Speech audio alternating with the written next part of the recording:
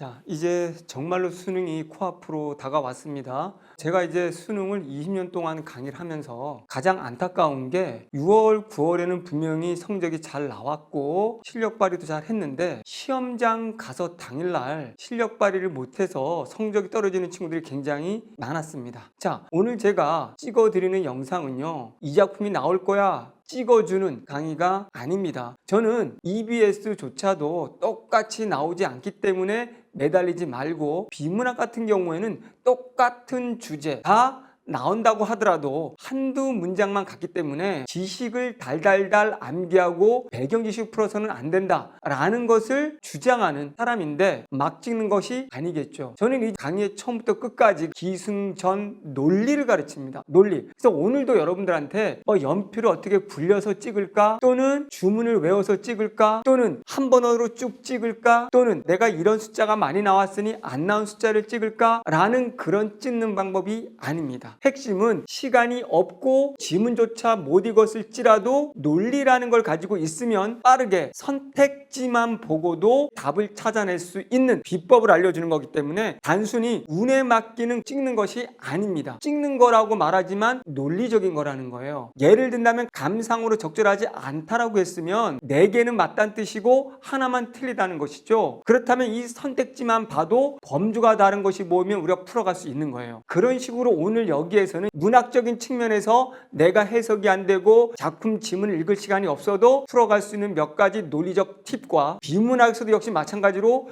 지문을 읽을 시간들이 많이 없습니다. 그런 친구들에게도 끝까지 포기하지 않고 풀 수 있는 비법들을 몇 가지 보여드리고자 하는 겁니다. 이것이 전적인 것은 아닙니다. 맞을 확률을 높여주는 거다 라고 생각하시고, 논리를 가지고 우리는 평상시 공부한다 라고 알아두시면 될 것 같습니다. 자, 시간이 없어도 정답 맞춘다. 여기 들어갈 내용이 논리로 우리는 맞춘다. 우리 첫 번째, 문학작품에서 현대시든 고전시가든 상관없이 선택지의 논리적 관계를 보면 범주가 다른 것이 보입니다. 다시 말하면 이 작품을 해석이 잘 안 되거나 내가 제대로 볼 시간이 없다라고 할지라도 선택지만 봤을 때 범주가 다른 것이 뭐냐면요, 예를 하나 들어볼게요. 천변풍경이라는 소설을 보면 소설과 희곡이 결합된 지문이 굉장히 긴 거라서 시간이 많이 걸려서 포기한 친구들이 있어요. 그런데 선택지만 봐도 답이 보이는 경우가 많았다는 거죠. 그래서 가와 나의 감상으로 적절하지 않은 거다라고 했는데, 범주가 다르다는 얘기는 가와 나는 같은 맥락으로 묶였는데 1번 선택지에 뭐가 나왔냐면 어머니는 이 좁은 골목을 통해서 아쉬움을 드러낸다 라고 돼 있고, 2번 선택지가 똑같이 간대 가족 간의 갈등을 드러낸다 라고 되어 있고, 3번 봤더니 똑같이 가에 관한 건데 이별, 가족에 대한 아쉬움 같은 거, 슬픔을 드러낸다고 되어 있거든요. 그렇다면 가지문을 안 가더라도 1, 2, 3번이라는 걸 봤을 때 가라는 작품인데 분명히 어머니가 아쉬워한다. 근데 가족과 이별이라면 딸이든 누든 떠나간다. 그 이별로 인해서 슬퍼하고 있는데 여기서는 갈등 관계라고 말했단 말이죠. 그러면 어머니와 떠나가는 사람 사이가 어머니가 아쉬워하는 사람이고 이별을 슬퍼하는데 갑자기 갈등이라면 답이 2번이 될 수밖에 없는 거죠. 실제로 소설이든 고전시가든 현대시든 선택지의 범주를 보면 다 맞출 수 있거든요. 작품을 전혀 읽지 않아도 범주가 다른 것을 통해서 우리는 충분히 답을 찾아냈기 때문에 문학을 찍을 때 아무렇게나 찍지 말고 최소한 선택지는 읽어볼 테니까 선택지를 읽어보면서 범주가 다른 것들을 찾아낸다면 정답 확률이 높아지는 거거든요. 이거는 평상시 재수업 듣는 친구들은 찍지 않을 때도 이것들을 기준으로 접근해서 풀거든요. 그러면 여러분들은 수능날 시간이 없고 지문 갈 시간이 없더라도 이것만 봐도 절반 이상은 맞출 수가 있거든요.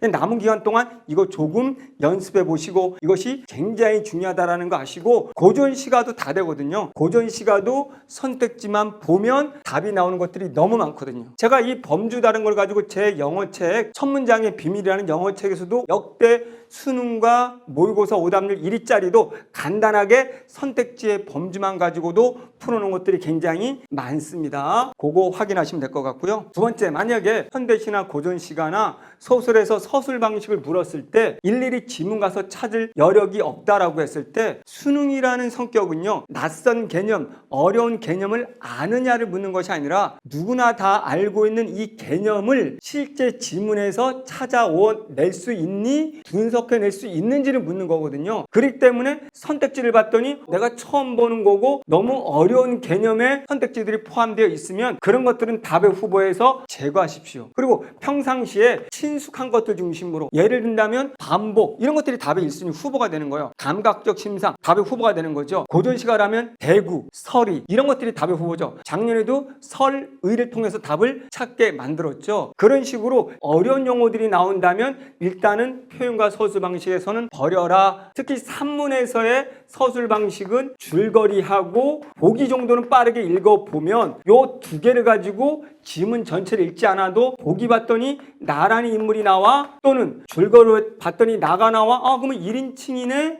그런데 봤더니 얘가 주인공이야? 1인칭 주인공을 찾아내면 되겠네? 이런 식으로 줄거리 보기를 통해서도 답을 찾아가면 됩니다. 그러니까 되도록이면 수능이라는 건 낯설고 어려운 걸 묻지 않는다 라고 생각하고 접근하면 되고요. 특정 단락, 그러면 우리가 이 소설이 너무 길어서 풀 시간이 없다라고 할지라도 특정 단락을 물었다면 역시 포기하면 안 되죠. 답은 특정 단락만 가면 되는 거잖아요. 그럼 특정 단락에 가서도 빠르게 보는 방법은 이 특정 단락의 인물만 잘 파악하면 돼요.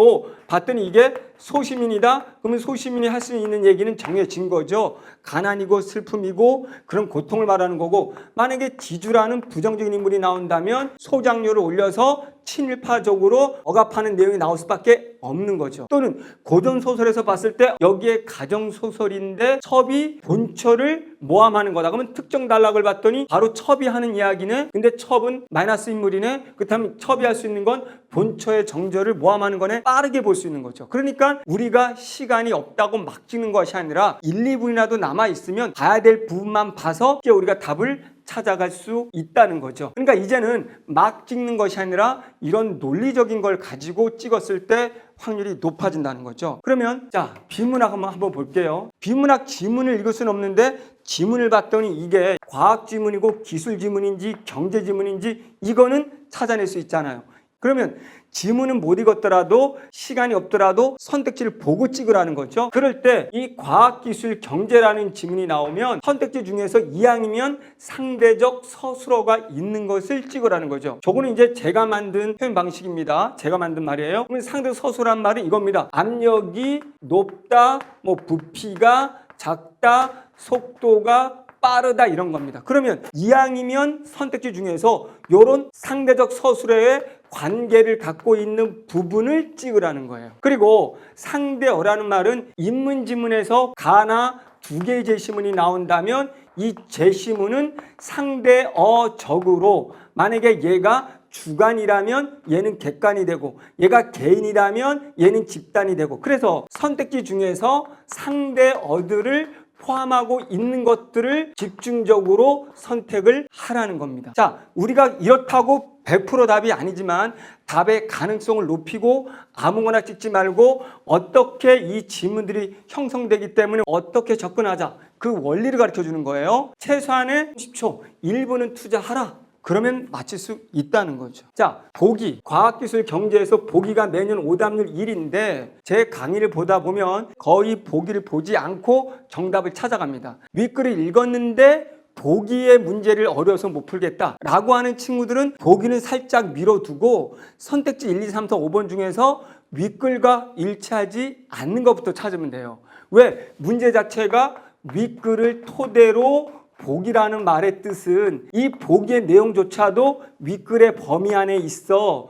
윗글에 있는 내용을 사과라고 말했는데 배로 바꿨을 뿐 사과의 지문의 효가 비타민, 그러면 여도 비타민인 거예요. 그렇기 때문에 이거는 이 자체를 신경 쓰지 말고 윗글과의 일치 여부를 봐라. 근데 그거조차 읽지 못한 친구들은 보기 문제가 3점짜리이기 때문에 포기할 수는 없고 선택지 1, 2, 3, 4, 5번을 봤을 때 또 뭐를 보냐면 상대적 서술어가 있는 중심으로 먼저 찍으면 될 것 같고요. 그런 다음에 선택지 중에서 계산이 들어가 있는 선택지는 찍지 마세요. 그럼 이건 과탐이나 수리 문제가 되는 거죠. 이건 국어 문제거든요. 여러분한테 계산 능력을 묻고 싶은 게 아니거든요. 그러면 경제에서 계산 문제를 묻고 싶은 게 아니거든요. 수능은 지식을 묻는 것이 아니기 때문에 선택지에서 계산이 들어가 있는 값이 들어가 있는 것은 고르지 말랍니다. 계산이 들어가지 않은 선택지들과 읽을 수 있는 친구들은 지문과 일치 부분이고 아예 못 읽는 친구들은 계산의 선택지를 배제한 다음에 찍어야 된다는 거예요. 그래서 어쨌든 여기랑 해당 내용이 같다는 전자에 움직이기 때문에 어려워할 필요는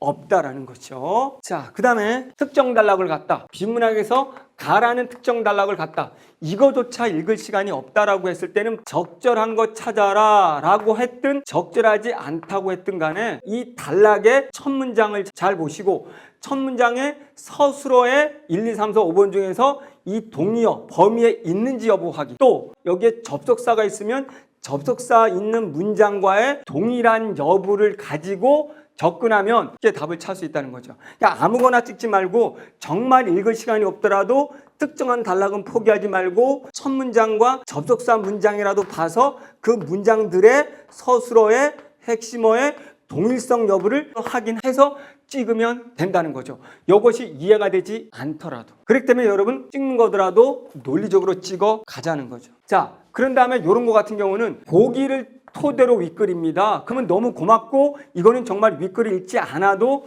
풀 수 있는 문제이기 때문에 보기는 짧지만 읽는 거예요. 때 선택지는 윗글과 상관없이 보기와의 일치 여부만 확인하면 되기 때문에 이런 것들은 포기하지 말고 문제 유형이 보기를 토대로 보기의 관점에서 보기를 근거로 윗글이다 라고 했을 때는 이건 포기하더라도 보기 자체와의 일치 여부만 보기 때문에 이것도 빠르게 찍을 수 있다는 거죠. 그래서 지문을 통째로 읽지 못해도 우리는 답은 맞출 수 있고 보기 문제이기 때문에 3점짜리를 건져낼 수가 있는 거죠. 또한 아까 우리가 말씀드린 것처럼 특정 단락이나 특정 문장 포기하면 안 되겠죠. 특정 문장이라는 것은 이 단락에서 기억하고 이렇게 물었잖아요. 이 기억이 포함된 단락을 읽으면 되고 그게 안 된다면 앞문장과 뒷문장에 나오는 것들의 선택지의 동의어를 보면 됩니다. 여기 나오는 앞문장의 서술어와 뒷문장의 서술어의 선택지 중에서 동의어만 골라내세요. 요 문장의 이해 말고 앞뒤 문장의 핵심어의 동의어는 찾자라는 거죠. 이것이 오히려 더 정확한 답의 근거가 되는 겁니다. 자, 서술 방식. 비문학에서 서술 방식을 묻는다면 첫 단락 빨리 가서 이 첫 단락의 끝부분을 잘 보면 요것이 앞으로 전개될 내용의 암시, 방향을 주는 거기 때문에 이 첫 단락의 끝부분의 내용을 통해서 앞으로 전개될 내용을 미리 알 수 있고 그게 곧 서술 방식이 되는 거거든요. 그래서 시간이 없더라도 첫 단락을 빠르게 가서 이해보다는 어떻게 어떤 순서로 전개될지를 딱 보면 서술 방식도 답을 빠르게 잡아낼 수가 있습니다. 자, 이렇게 해서 문학, 비문학을 나눠서 열심히 공부했는데도 불구하고 그날 시간이 없어서 실력 발휘한다면 너무나 안타깝잖아요.